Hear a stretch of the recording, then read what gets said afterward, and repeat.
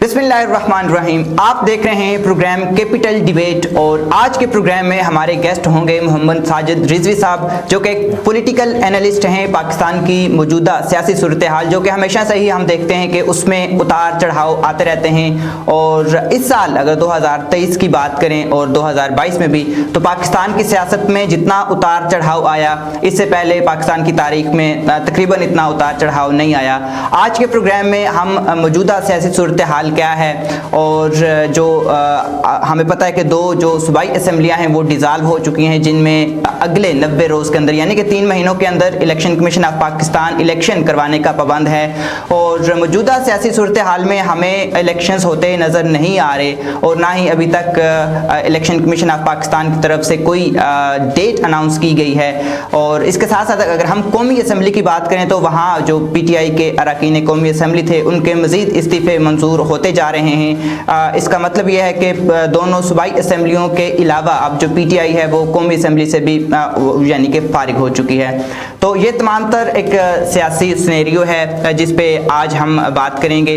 हमारे गेस्ट हैं। सर, सबसे पहले आप तो ये बताएं कि आपको अगले 90 रोज़ में पाकिस्तान में या 2 सूबाई असम्बलियों में इलेक्शंस होते नज़र आ रहे हैं?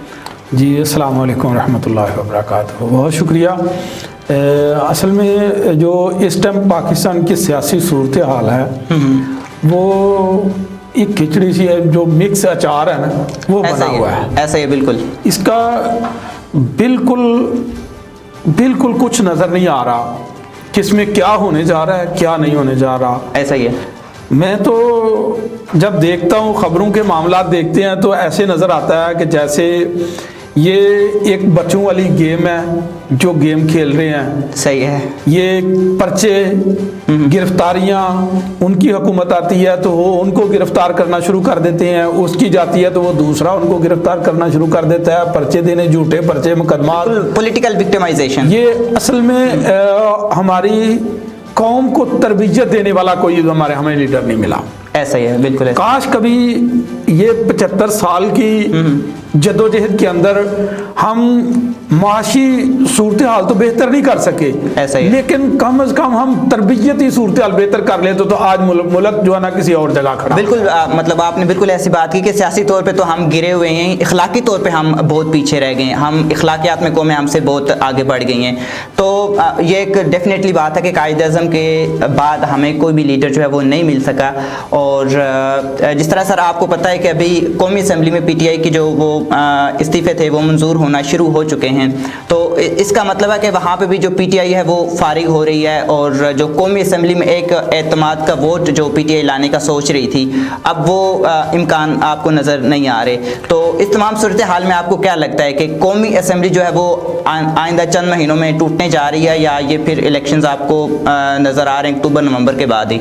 असल में जो कौमी असम्बली है वो बहुत दूर है, वो इतनी जल्दी टूटने वाली नहीं है। वो अपने टाइम पे भी नहीं टूटेगी। जब इसका टर्म पूरा हो जाएगा, 5 साल अक्टूबर में या अगस्त में पूरा हो जाएगा, या अगस्त में अगर पूरा होता है तो तब भी ये टूटने वाले कोई चांस नजर नहीं आ रहे। इस वजह से नजर नहीं आ रहे कि हर बंदा अपनी सियासत को बचाने के लिए, अपनी पार्टी को बचाने के लिए, जब इमरान खान था उसको पता था कि मैं नहीं रहूंगा, तो वो जाते जाते मुल्क का वो नुकसान कर गया जो आज तक भुगत रहे हैं। वो नुकसान क्या था? जब वो जा रहा था तो जो इन लोगों ने शराइत तय की थी IMF के साथ, ऐसा ही है, उसके मुखालिफ चीजें जो ना वो कर गया, वो नुकसान करके गया। उसने चीजें उनसे मुआदा था कि ये मैं बढ़ाऊंगा, ऐसा ही, इन्होंने कम कर दी। वो पैकेज फिर जाया हो गया। आगे वाले जो हुकूमत थी उनके लिए मुश्किलात पैदा कर गया। वो हुकूमत के लिए मुश्किलात नहीं थी, वो मुल्क के लिए मुश्किलात थी। डेफिनेटली आवाम के लिए मुश्किल, वो आवाम के लिए।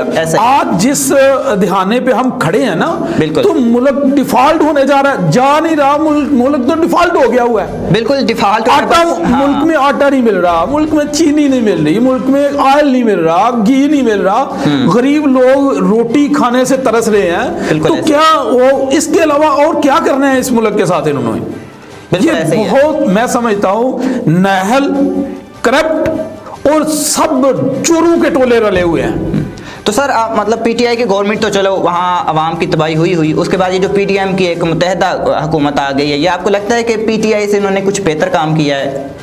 नहीं, बेहतरी वाली तो कोई बात नहीं है। अच्छा। किसी ने कोई बेहतर नहीं किया। हाँ, अभी जो ये सोच के ये कह रहे हैं ना कि जनाब अभी हम वो सख्त फैसले लेंगे, तो मुझे समझ नहीं आती कि हमारे कुछ लोग ऐसे हैं जो स्क्रीनों पे बैठ के पहले उनको फोर्स करते हैं कि इन लोगों को सख्त फैसले लेने चाहिए मुल्क की बका की खातिर, हाँ, लेने चाहिए। लेकिन जब वो सख्त फैसले ले लेते हैं फिर दूसरी तरफ आ जाते हैं, अवाम के ऊपर बम गिरा दिया, अवाम के ऊपर, अवाम के ऊपर ये बोझ डाल दिया। ये अब इसके पीछे देख लें श्रीलंका को। ऐसा ही है। श्रीलंका जब वो IMF की शराइत थी ये काम करें, तो उन्होंने उस वक्त उसको नजरअंदाज किया, वो पैकेज उनको नहीं मिला, वो डिफॉल्ट में चला गया। अब वो कोशिश कर रहे हैं कि मुल्क की कुछ भी चीज सेल करके तो जनाब मैं कम से कम IMF का कर्ज वो जो है ना वो किस्त हम उनसे ले लें, उनसे पैकेज ले लें। उनको पैकेज देने को कोई तैयार नहीं है। इसी तरह ही पाकिस्तान में होगा। बिल्कुल ऐसे। अगर पाकिस्तान में इन लोगों ने ये सख्त फैसले, ये कड़ा इम्तिहान अपनी सियासत को बचाने की खातिर ये फैसले ना लिए, तो ये खुदा ना करे मुल्क डिफॉल्ट की तरफ चला गया, क्राइसिस की तरफ चला गया, तो उसको बाहर निकालने के लिए कोई हल नहीं है इनके पास, कोई डेफिनेटली कोई हल नहीं। ये सब भाग जाएंगे ऐसे। ये मुल्क छोड़ के। इन लोगों के तो असासे तो पहले बाहर हैं, बिल्कुल बाहर हैं। अभी माशाल्लाह हम सोचते थे इमरान खान बहुत बड़ा एक अच्छा लीडर है, ईमानदार लीडर है। वो जनाब कल हाई कोर्ट वाली अदालत में वो कॉल पे उसके ऊपर जनाब पेश हुआ, बयान रिकॉर्ड करवाया, उसके अंदर बैठ के कहता है कि हाँ पैसे तो मैंने लिए, वो ज़कात के जो पैसे थे वो मैंने लिए, लेकिन मैंने इधर लिए, फिर मैं इतनी देर बाद मैंने वापस कर दिए, बात खत्म। भाई बात खत्म क्यों? वो पैसे ज़कात के थे, वो हॉस्पिटल की फंडिंग जमा हुई थी, आपने अपने काम में क्यों लगाए? तुम्हारे काम निजी कामों के लिए नहीं थे, बिल्कुल ऐसे वो पैसे अवाम ने दिए थे हॉस्पिटल में लगाने के लिए, आपने उधर क्यों यूज किए?